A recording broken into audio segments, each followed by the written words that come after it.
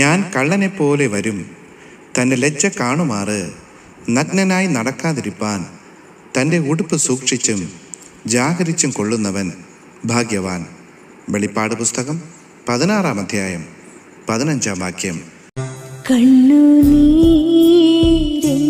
മാറുമോ, വേദനകളെന്നു തീരുമോ? കണ്ണുനീരെന്നു മാറുമോ, വേദനകളെന്നു തീരുമോ? കഷ്ടപ്പാടിൻ കാലങ്ങളിൽ രക്ഷിപ്പാൻ